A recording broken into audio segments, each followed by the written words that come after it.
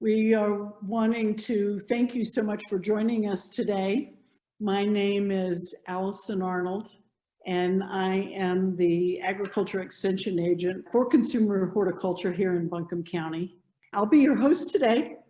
I'd like to welcome you to Learning Garden Presents Saturday seminar, Keep Your Vegetable Garden Growing into Fall. Alan Wagner is our speaker this morning.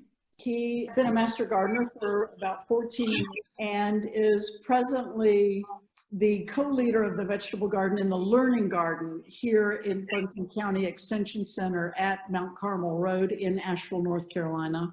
Alan has gardened in Missouri and Indiana, Virginia, California, and now in North Carolina, and he'll be sharing his enthusiasm and his vast experience in vegetable gardening.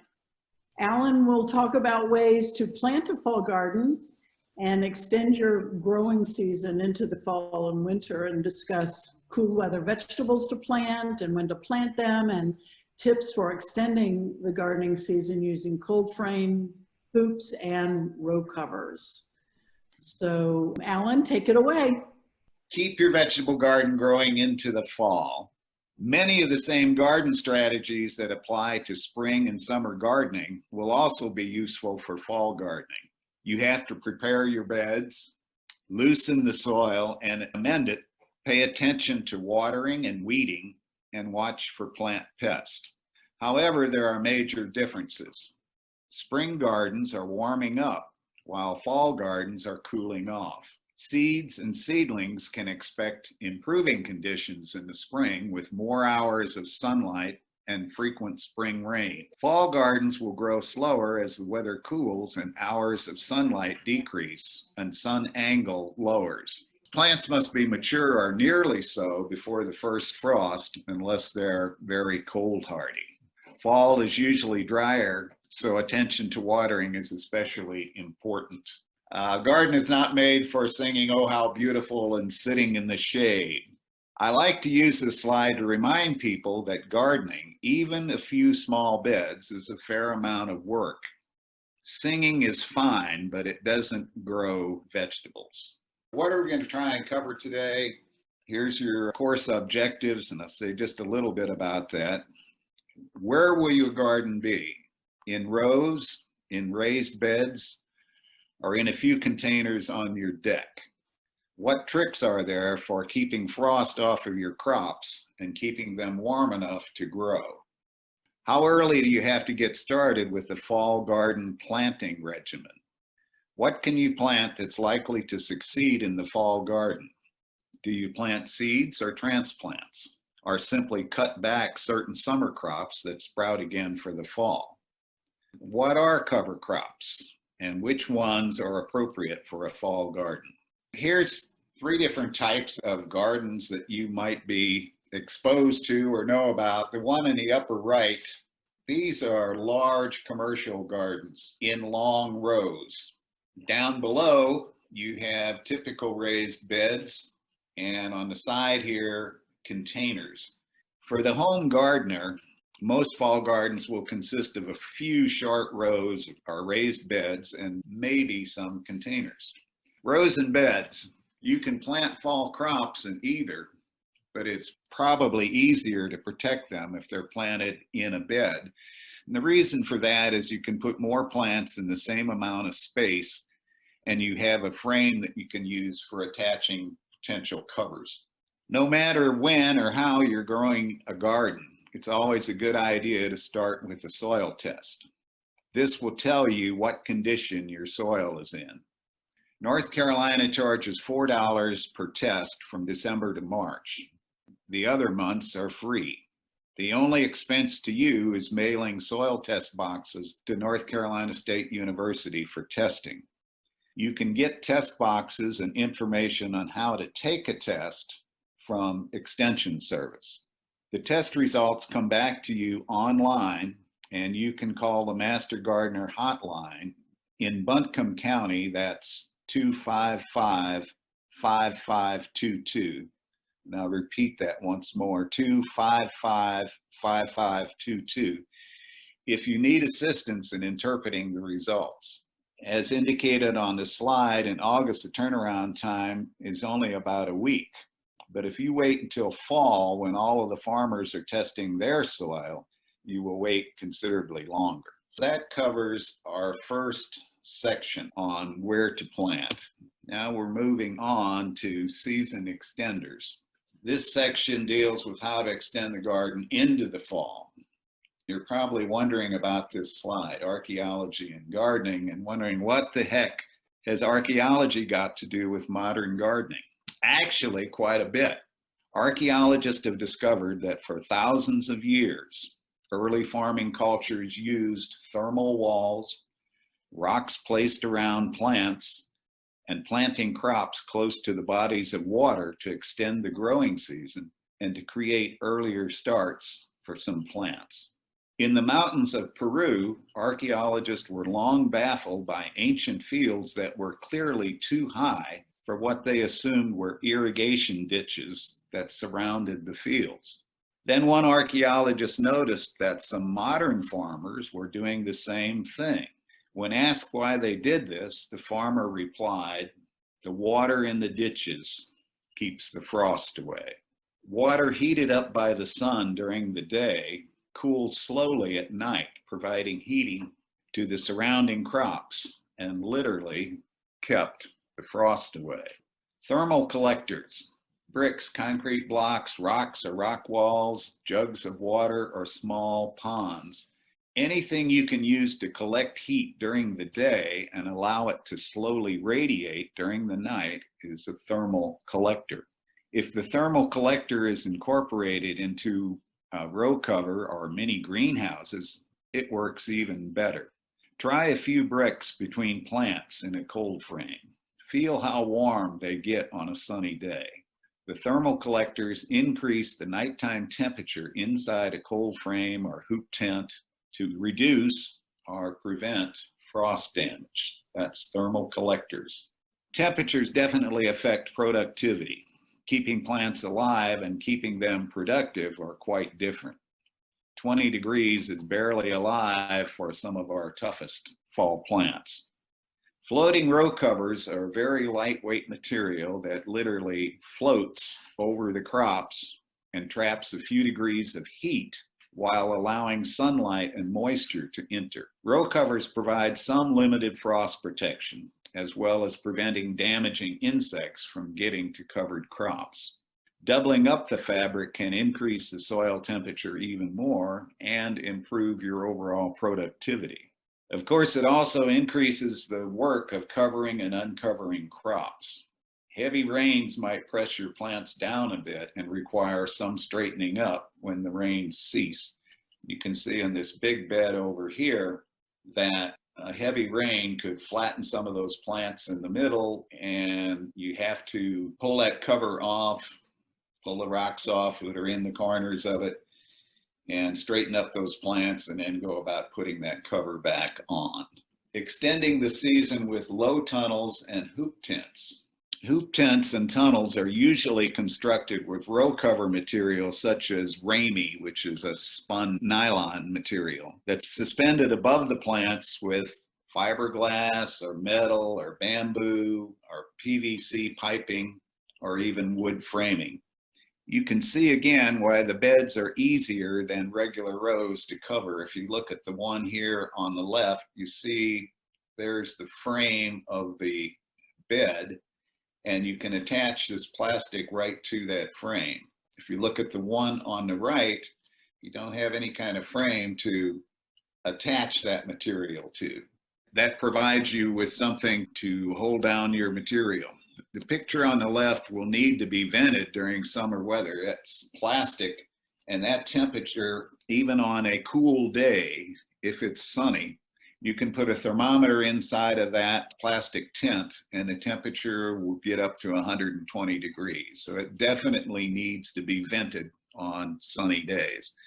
The picture on the right was taken from the Root Cause farm showing long rows of greens. Probably not what the average home gardener would need. That row is at least 30 or 40 feet long, so that's a lot of greens. Extending the season with high tunnel hoop houses.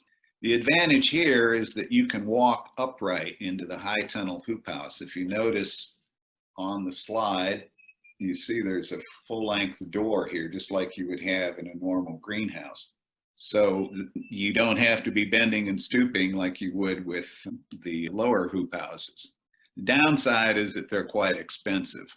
Covered with 2 layers of 6 mil greenhouse grade polyethylene to both provide some level of insulation. They're quite expensive, but also this polyethylene has to be ventilated as seen in the picture by rolling the material up on the sides, which you can see right here. You could use this structure to start plants in the spring or fall, and you could use it to carry plants through much of the winter, unless it's really a severe winter. I believe the last reference at the end of the slides and in the material that should have been sent to you has information on this particular hoop house. Again, this is not something that most gardens would need or could afford. What's the biggest issue with using floating row covers and hoops? We're getting overheating, irrigation, water access, ventilation. All of those are possible problems with this, especially if you're using the plastic covers. But the biggest problem of all with hoop houses and row covers, I think, is wind. I don't use row covers very often in my own garden because I get enough wind where I live to send my row covers into the next county. Well, maybe not the next county, maybe at least into my neighbor's yard or the neighbor's yard. It's just too windy. Now, this particular picture, if you look, you see you've got trees on at least 2 sides, and you can see the shadows in the bottom right corner here of trees. So in this situation where you have relatively good cover around your hoop tents or your mini greenhouses, this probably works well. You just have to try that out on your own property and see how windy it gets out there and how much you want to go spend time retrieving your row covers. Alan, we have a couple of questions. Do we need hoop covers for a fall and winter garden, or can we just plant some vegetables without them? There are a few plants that will probably make it through the winter if they're at maturity when we get our first significant frost. Things like kale and collards can be grown without cover, and we'll get it later on too. We'll be talking about garlic, and garlic you don't have to have any cover for, but most of your other crops that you would want to extend into the fall, you're going to need some kind of protection, whether it's just the floating row cover or some kind of hoops or other things that we'll talk about a little bit later on. Okay, thank you. Here's something that probably won't blow away on you: cold frames. Cold frames are like greenhouses, only they're very close to the ground and often in the ground. They're usually made of partially buried wood, brick, or block framing with a cover of glass or clear plastic. And they're used to grow plants for spring and fall applications. If there's enough depth in the cold frame, you can carry crops through a good part of the winter. I'll show you a couple other slides on that in a minute. The glass or clear plastic serves as a frost barrier, especially when used with thermal collectors. The obvious benefit of cold frames is that they have greater insulation than row covers or hoops. Since they're partially buried, you have the soil around part of your cold frame, and the cold frame itself is shown here. This is a 2x10 material, I believe. So you have much more insulation in that piece of wood than you would in just bare glass or bare plastic. And they're reasonably affordable. Now, one hint for practicality: don't make them too wide or you'll have a difficult time planting and harvesting them, because the lid prevents access from one side. If you can imagine back here on this back side, this lid is hinged, so it will open up, but that whole back side, you won't have any access to your plants for either putting plants in or harvesting them or watering them or whatever. You could only work with the two sides and the front. 3 feet is about all you can manage unless you're a long arm basketball player. And that's from my experience. I've got quite a bit with this particular cold frame. Like hoop houses, they must be vented during sunny weather. Unless it's unusually hot, a couple of bricks placed under the frame below the glass will do nicely. You can see here the cold frame is open on this one, and it has a fair amount of vegetables in it. I think this is late season. This is probably in March. The frame is open. You can see I've got a couple of bricks down here on this end and a couple of 2x4s up here on this end, pieces of 2x4s. You can close the lid with those bricks on there and you'll have adequate space for venting unless it's unusually hot. More advantages of using the raised bed for fall gardening are that they offer more consolidated areas to protect plants from frost. They provide a framework to attach covers for frost protection, and they provide some external insulation for crops and allow for growing more crops in the same space. The fact that you have a raised bed means you have deeper bed of soil, and plant roots can grow deeper into this, so you can grow them a lot tighter than you could in an open row. This particular picture is from my garden, which is 5 miles west of Weaverville.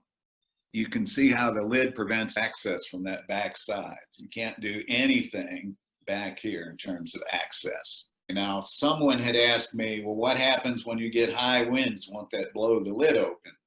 And I said, it's possible, but these lids are glass, so they're quite a bit heavier than just the plastic. But another thing you can do, you can attach a wire to the top of that lid, and when it's closed, you can wrap it around a screw placed in the front side of that frame so that the lid, even with a strong wind, won't blow open on you. This is not the only way you can build a cold frame. Here's another example. Straw bale cold frame, and this is at our learning garden here on Mount Carmel Road in Asheville. The thick straw walls provide a good deal of insulation for plants. Most of those straw bales are about 16 inches wide, so that gives you a lot of insulation. When you can get the straw for free and use old shower doors that would otherwise just go to the dump, it becomes a very economical raised bed. The downside, because of the width of the bales, it's a hard bed to work, and I'll show you that in this next slide. Here you've got that same picture with one of those shower doors open to vent it. To get to the bed, you've got to reach across bale anywhere you look. And like I say, those are about 16 inches wide. So again, you have to have pretty long arms to work this bed, or you actually have to get inside of it to work it. When you want to vent it, since these doors are not hinged, you have to just open one of them up all the way. In this case, it's close to a shed, so we just lean the one door up against the shed. Hey, Alan, we have a question. Does the cold frame need to face a particular direction or be oriented in a certain way? Ideally, for the winter, you would like to be able to orient a bed south by southwest, so you get that sun, which is at a lower angle in the fall and winter. But it depends on your property. You may not have that possibility. For example, my garden is basically facing maybe northwest at best, but that's the only place I could reasonably put in a decent sized garden. So it depends on what kind of access you have to a place that has a south and west facing landscape. Otherwise, you do the best you can. Okay, and when do you need to start using a cold frame? At first frost? Ideally, you have plants in there quite a bit before that first frost that are growing in this bed. Once you're coming up on that first frost, you're going to need to keep it covered. But you've got to get plants in there earlier, and we'll talk a little bit more about that a little later in this presentation. There's a question regarding the height of some of those plants in that earlier slide you mentioned that would get taller than the height of the cold frame. How do you deal with that? Well, the way I've dealt with it is year after year, I've added another 2x4 frame to the cold frame to raise it up so you have more depth. Even then, with adding as much as an additional 8 inches, you could do 2x4 frame, or you could do 2x8 frame on top of the existing one and raise your lid up. There will be some plants that will get kind of pressed down when that lid is closed, and you may get some frost burn on those upper leaves. That's the limitation of cold frames. The next thing you would have to go to would be some kind of hoop covering. And I said, in my particular case, that's not really much of an option because the amount of wind I get. But you can build those cold frames as high as you want. The only limitation is it makes it a little bit harder to work the plants inside. Okay, thank you. We're now moving on to the third topic, which is when to plant. We have a seed packet shown here, and this is a pretty good seed company. They provide more information than some other seed companies will. There's a lot of useful information on it. It tells you how long till germination and how long until harvest. You see the red line down here, it says days to harvest, 40. Find the right time and the right temperature and how many days until the plant reaches maturity. Days germination is 3 to 15 days, and days to harvest is 40. So if you figure a medium time, say 7 or 8 days to germination, and add that to days to harvest, you're up to about 47 days. You would like your plants to be at or close to maturity by the time you get this first frost. And the average in Buncombe County is October 25th. When I first moved here about 40 years ago, the average frost date was October 15th. So the planet is definitely warming up. Maybe at some time in the future, we won't even have to worry about the distinction between summer and fall gardening, but we do for right now. If for planting purposes, if you start with this date, October 25th, and you want to have plants near or close to maturity by the time you get that first frost, you have to count back. We're saying 40 days to harvest plus about half of that seed time, or 7 or 8 days. 47 days, if you take 30 off of it, you're back to September 25th, and another 15 days, you're back to about the 10th of September to get this crop in the ground. That's one piece of information, and I can't tell you how you have to be prepared for fall gardening. You have to make that preparation during the summer because you've got to get those plants in the ground. Key message for fall gardening is to be ready for a quick turnaround on growing crops. Plants will grow slower as the weather cools, so they need to be mature or close to it by that first frost, unless they're very cold hardy.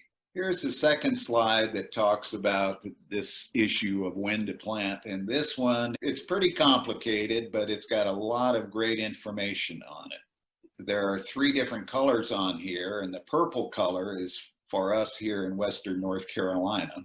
The second column gives you the days to harvest from seed, unless otherwise shown. If you get down further where you have T's and S's, the T is for transplant and the S is for seed. This is also a reference that you should have with your handouts. Gives you a lot of good information. The guide is from one that I would print and have available for spring, summer, and fall gardening. This guide indicates whether you should use transplants or seeds for all vegetables. And remember this color purple. Here you can see most of the fall crops that are shown on this page, which would be the beets, broccoli, Brussels sprouts, cabbage, and Chinese cabbage and carrots. All of those, if you look here for the July and August timeframe, they need to be in the ground at least by the end of August, almost all of them, if you're going to have harvest in October, November, or even later. So this is a good one to study it and figure out what you want to put in and when you have to get it started. Planting seed for fall planting usually means planting a little bit deeper because of lower soil temperature and lower moisture. If it says 3 times the diameter of the seed, you might want to go 4 times the diameter of the seed and put just a little bit more cover on the small seeds that are covered lightly. probably the most important is keeping that soil moist. You will be planting in some of the hottest weather in August and early September, and that soil dries out very quickly in the top inch or so where you're going to have most of your seed. When I'm planting seeds for fall, it's not unusual for me not only to water those seeds every day, but if it's a really hot day, to even water twice, water in the morning and water again in late afternoon. They're seeds, so you don't have to worry about the issue of diseases on plants. You don't have any plants yet. You're just trying to get them going. Now, planting transplants. There's a sense of urgency to fall gardening that doesn't exist in the spring and summer garden. Early in the year, you have all the time you want to get those plants in the ground and growing. But in the fall, because temperatures are cooling off and sun angle is lowering and the hours of sunlight are decreasing, you just don't have as much time to play with. So there is a sense of urgency. And the idea of using transplants over seeds is that the transplants are a few to several weeks ahead of seeds. If you study that calendar chart, you'll see there's a big difference between how long it takes to get a plant to maturity when it comes in as a transplant versus a seed. Keep that in mind. I would highly recommend transplants whenever you can do that. And you can water it in with a fertilizer. Liquid fertilizer is best, just as you're putting that transplant in the ground, put some liquid fertilizer on it, and that will help speed it up a little bit. So now we're moving on to our fourth topic, and that's what to plant. Here's a list of fall garden vegetables. It's certainly not an all-inclusive list, but includes a lot of the major vegetables that would typically be grown in the fall. What one characteristic identifies all fall garden plants that are showing here with one exception? And I'm not really going to ask for you to answer this on chat. I'll just answer it for you. But if you look at this list, everything on the list, with the exception of peas, do not require pollination. Most of the fall garden vegetables, you're eating the leaves, you're eating the stalk, or you're eating the roots. And none of those require pollination. The one item listed here, peas, would require pollination. If you're going to grow peas and you're going to have them under a floating row cover or in a hoop tent, you're going to have to open that tent up at least for a couple hours a day to allow for pollination. Once you have flowers on peas or any other fall crop that requires pollination, you're going to have them uncovered for a period of time so they can be pollinated. Anything else on this list, you don't have to worry about that. And that's one of the reasons that fall gardening works so well with covering the crops, because you don't have to worry about pollination. Going into a little more depth on plants for the fall, greens, and these are hardy greens, kale, spinach, collards, chard, and cabbage. Most of these plants are quite cold hardy, especially the collards and kale. In fact, I said earlier, collards and kale, if they're mature by the time you get that first frost, they will probably make it through the winter. Obviously, production will slow down the colder the temperature gets, but they will survive. And you'll see a picture later of kale that's uncovered from snow and looks just fine. Salad greens are considered semi-hardy. They will survive cold weather if they have some cover. They're not going to take as much cold weather as the greens I showed you just a second ago, especially the kale and the collards.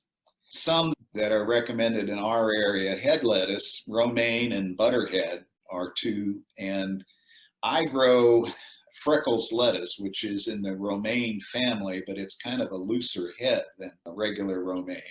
Loose leaf lettuce, arugula, and mesclun mix. And note the spelling here on mesclun. It's not mescaline, it's mesclun. Mescaline is a hallucinogenic drug, and I don't think you want that in your garden. Those are some of the semi-hardy salad greens, and there are many, many more. all different kinds of lettuce. And the mesclun mixes are just phenomenal. They usually mix cabbage type crops with some kind of lettuce, but you can get pure cabbage or you can get pure lettuce mixes too in the mesclun. Here's that picture of kale. It's uncovered. You pull the snow back and you look at that kale, and it's just as fresh and tender as the kale here on the right. It's been uncovered from snow. And the same thing will happen with collards too. You can grow those, even though they got snow on top of them, you can pull that back and you can harvest quite edible collards or quite edible kale. They're very winter hardy. These plants you can grow from seed if the seed is in the ground August into early September. By October 25th, they need to be mature or close to mature when we're looking at the first frost. Broccoli, you can grow that in the spring or fall. It produces a central head like this, and then it will produce side shoots once you cut that central head off. Side shoots will show up where the leaf stems meet the trunk of the plant here. You'll get small shoots. They won't be those nice big heads the size of a softball. They'll be much smaller, but they're certainly edible. These you want to grow from transplants that are put in the ground in July and August. Cauliflower, the educated cabbage. Mark Twain said cauliflower is nothing but cabbage with a college education. And I just picked up that term. I liked it. So you're seeing it here, something that takes one of our great American authors and relates them to fall gardening. You can grow cauliflower from transplants that are planted in July and August. If you're going to do it from seed, you're going to have to start much, much earlier. Now we have a few slides on root vegetables. With beets, you can use them for greens or obviously eat the beet root. You can see here that they're no longer just red. They have these beautiful ones with red and white centers. There's also, I believe, a yellow beet and one that is all cream colored, almost white, and probably other colors. Again, you can seed those in July and August, and you want to thin them to 2 to 4 inches apart. You don't have to throw those individual plants that you pull up to thin out. You don't have to throw those away. You can wash them off and add them to your salad. If you buy greens in these little plastic tubs, if you see the greens have red veins in them, that's probably beet tops. All right, carrots. With carrots, like the turnips, you want to use the short varieties. And again, it's just a question of time. A 4-inch carrot's going to mature a lot quicker than a 10 or 12-inch carrot. You want to thin them to 1 to 3 inches apart, and you can seed those carrot seeds in July and September. And one of the things I wanted to say about that in terms of seeding carrots, when they first come out of the ground, when they first sprout, they're kind of hard to see. And especially if you're working in raised beds where your planting is pretty tight. One of the secrets I learned from an old gardener here in North Carolina is that when he's planting carrots about every 6 to 12 inches, he'll put 1 or 2 radish seeds in that same row. And the reason for that is that the radish seeds will germinate a lot quicker than the carrots, and the radish plant will grow to maturity a lot quicker than the carrots. As those radish seeds are growing up, that identifies where your row is. By the time you harvest the radishes, you clearly have some carrot tops to work with. One more thing on carrots, we had some recommendations for types of carrots. The Danver half-long, which is shown in this picture, Thumbelina, Amsterdam, and Chantney are all some of the smaller ones that you probably want to grow in the fall. Another fall vegetable, root crop, turnips. They're not near as popular today as they were when I was growing up. Almost everybody had turnips in a fall garden back then. And again, you can grow them for the greens or the roots. Now, the greens on turnips are kind of fuzzy. I don't think you'd want to just put those into a salad. Some people might, but most people probably wouldn't. But you could blanch them, cook them lightly, and serve them as a green. For turnips, You want to use the small turnips, the ones that are maybe 1.5 inches, 2 inches in diameter when they're mature. The reason for that is simply that we're talking about how much time do you want to spend getting these plants in the ground before that frost. The smaller the bulb, the quicker it's going to grow, so you don't have to go back as far in time as you would if you wanted a turnip with a 6-inch bulb on it. Again, you can grow them from seed that's put in July all the way into early September. Swiss chard is more heat tolerant. You can grow it all summer long, but it's less cold hardy. I grow Swiss chard in the winter. In fact, this picture on the left, now this is not taken in the winter, this is taken in about late April, early May. It's grown well beyond my cold frame. You see the cold frame on the bottom, and that Swiss chard is now about 4.5 feet tall. I think Swiss chard is certainly the prettiest fall vegetable, maybe the prettiest vegetable, period. If you look at all of the colors on the picture on the left, it's what's called rainbow chard. And it comes in all of these different colors, from dark purple to pink with stripes in it, purple leaves, dark green leaves, even red. So there's a lot of color there. And again, you can grow that from seed that's in the ground from August 1 through about the 15th of September. Another root crop, onions, bunching or shallots. So simple to grow. Plant from bulbs or sets. These varieties that are shown here, Ebenezer, Yellow Globe, Silver Skin, and Danvers, are recommended by Extension horticulture specialist Doug Sanders in one of his blogs. Shallots grow quickly enough that you can harvest the green onions later in the fall, and if protected, they will keep on well into early spring. If you let them go that long into early spring, the green tops might get a little sketchy, but you'll have small onion bulbs, maybe up to 1.5 1.75 inches that you can use onion bulb. The individual layers aren't quite as thick, but they're certainly edible. Garlic. Now here's one where you're going to plant it in the fall, but you're not going to harvest it in the fall. You plant in October or November. You break the bulbs apart into individual cloves. The clove is what you're going to plant, pointed end up, pointed end up. Plant 1 inch deep and 4 inches apart. Although garlic is quite hardy, it's a good idea to mulch it with straw or chopped leaves or grass clippings. The mulch will provide extra protection in winter, but it will also prevent the garlic roots from being heaved out of the ground by alternate freezing and thawing. And then you will harvest in the spring or summer. The garlic will start growing again in the spring, and it will produce leaves or stalks and scapes. Scapes don't grow on all garlic, but some varieties of garlic will get these things on the top of the greens. They're kind of curly cues at the top. You want to cut these off or just break them over to get larger garlic bulbs. By breaking them over or cutting them off, it assures that all of the food the plant produces will go into the garlic bulb itself and not into that green top or those scapes. Some people consider scapes a delicacy.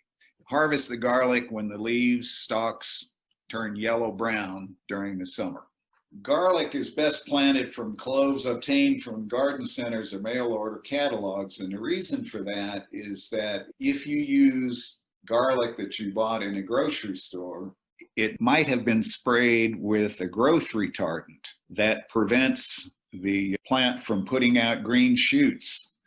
The two types of garlic, hardneck varieties, and some that are recommended for this area, German extra hardy, chestnut, red, music, Spanish roja, and the soft necks, the other major variety. And the big difference between the two, hardnecks have a stalk, hence the hardneck, that stems up from the center of the bulb and turns rigid as it matures.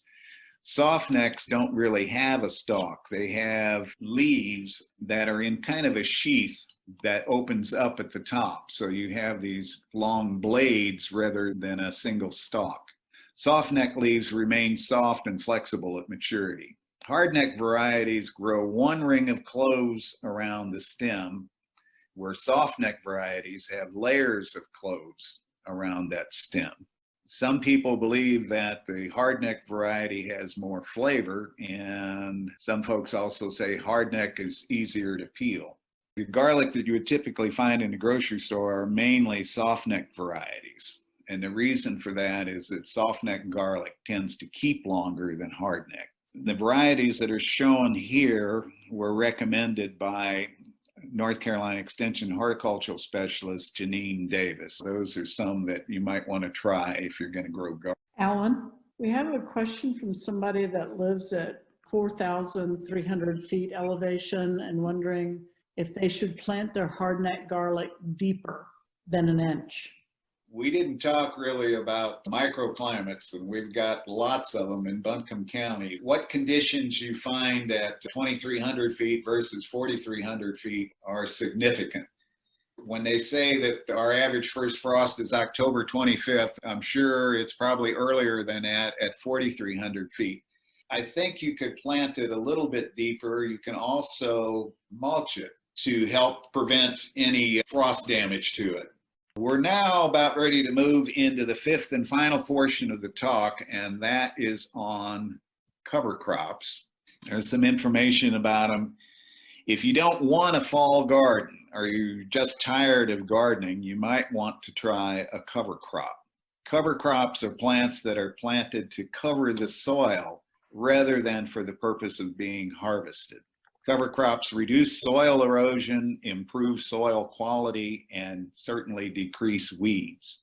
They increase biomass in the soil, and if they're a leguminous variety, which fixes nitrogen from the atmosphere and makes this important element available to plants, you get that additional benefit from the cover crop. Many of the cover crops will make our pollinators happy too by producing lots of flowers, especially things like buckwheat and phacelia. Here are some of the legume types of cover crops that are good for fall gardens. Austrian winter peas, the one pictured here in the upper right, and the crimson clover is shown down below. The legumes, as I said, gather nitrogen from the air and fix it in their root nodules in the soil. Austrian winter peas, which is shown in the upper right, are an excellent cover crop for not just the fall, but all the way through to the following spring. The Austrian peas will die back a little bit when you get some really cold weather, but they seem to just come back from that as soon as it warms up a little bit. One of the other advantages of Austrian winter peas is that you can eat the pea tendrils. You won't have any flowers on them, but you'll have leaves and these stems. You can go out to your garden and just simply cut some of them off of your cover crop. Don't use all of it or you won't have a cover crop, but some of them. And you can actually make a pretty good salad using pea tendrils as your main ingredient. Crimson clover is one shown on the bottom, and two others, vetch, and where I say clover here as the fourth one, that's white Dutch clover. All of those are legumes, and all of them provide good winter cover for your soil. We've got additional fall cover crops, and most of these are used by farmers, not quite as much for home gardening, but you could use them. Annual ryegrass and oats, winter wheat, and winter rye. A lot of farmers will have these in the ground for a period of time and then kill the grass and use it as mulch, or they'll disc it into their soil to improve the soil. The one that's shown here, this stuff that is all a tan color out here, that's the oats. But any of those four, annual ryegrass, oats, winter wheat, winter rye. Now, I also list buckwheat on this slide. Buckwheat is not a grass, and buckwheat is not wheat, but it does make a good cover crop, but not a winter cover crop. It's a cover crop that you would use in spring and summer if you've got a bed that you're not using at that time and you want to add some nutrition to it. Buckwheat will be killed with halfway decent frost in fall, so you can grow it up until that time. Buckwheat is also a really good pollinator attractant. Now, something that we've been using in the learning garden out here on Mount Carmel Road in Asheville for the last few years is Phacelia. Phacelia is a bioaccumulator. Bioaccumulator means that this plant harvests soil nutrients that can be shared with other crops by either turning the Phacelia under or allowing it to break down when it's cut and used as a mulch. The picture on the left is Phacelia in full bloom. It's also a real attractor for pollinators, especially bees and especially bumblebees. The picture on the right is just a blow up so you get a better idea of what the flower actually looks like. One caution with Phacelia, some people when they're handling this plant, like if they're cutting it down to use for mulch or something, will get a mild skin reaction from it, with red spots that last a couple of days. I only know of one person who works in our vegetable garden here at the Learning Center that had that reaction, but apparently it is something that can bother some people. And I would say if you're working with it, you might want to put on a pair of nitrile gloves if you're cutting it down, just to protect yourself. Alan, somebody wanted to know about, do raised beds need cover crops? They don't absolutely need them. Cover crops are good for any soil, whether you're talking about row crops or raised beds. It simply provides some additional nutrition to that bed. And also it protects the bed. Somebody asked, what type of Phacelia are you talking about? This particular one is called Lacy Phacelia, but if you go online and you look for Phacelia, this is what you will typically get. It's not used that much in home gardens here. Out in the Midwest and all the way up into Canada, commercial farmers use it a lot. There are Phacelia fields that can run for miles. When do you plant white clover? You can plant white clover spring, summer, and fall. You have to keep it fairly moist to get it going. I started some in early spring this year, and I didn't water it enough, and it's kind of sketchy, so I'm going to have to reseed that.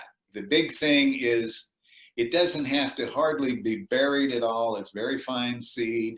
You put the seed down and put very little covering over it, except that you might want to put some straw on top of it just to hold the moisture in that soil. But when you put straw in it, don't put a whole heavy batch of straw. Don't put it on real thick. You should be able to look at that straw and still see patches of ground beneath it. Okay, great. Thank you. Somebody had put in a note about adding mustard greens to the cover crop mix. I'd like to answer that one, just to say that that's certainly fine to use greens as a cover crop. It doesn't fix the soil. What it can do is work as a biofumigant if you have soil-borne diseases. Some commercial growers will use it for soil-borne diseases and nematodes. So that's mustard greens. There was a question also, Alan, about cover crops going to seed and becoming weedy the next spring. Whether you're growing fall cover crops or spring or summer cover crops, if you don't want them to reseed, you've got to either take them out or at least cut the tops off as soon as they begin to flower. And you're going to have to do that over a period of time because different plants will flower a few days ahead or behind something else. If you leave them there, you will have your regular crop plus a cover crop at the same time, and you probably don't want to do that. Nature abhors a vacuum. If you do not cover your soil, weeds will blow in, or those already there will germinate in the open soil. Additionally, soil microbes in the top few inches of soil will die or at least cease their activity in winter. Another option for covering your beds for winter are shredded leaves. Shredded leaves are an excellent cover for your garden throughout the winter. The leaves will protect the soil and gradually break down. In the spring, you can turn them into the soil, Or if there are too many of them, you might just rake them off and add them to your compost pile. Shredded leaves can be used as a mulch for vegetables. When you're growing your plants, and you have plants, not seedlings, but plants, you can use the shredded leaves as a mulch around them. The picture on the right here is just showing people have extra shredded leaves that they didn't use for covering plants. And so they've got them sitting there, and they can use those with the compost. You know, when you're talking compost, you mix green and browns. The brown is your carbon, and your leaves here are an excellent source of that carbon. Takeaways. Here's what I would suggest as 3 takeaways from this little talk. Fall gardens require planning for success. You can't wait until the fall to start planning a fall garden.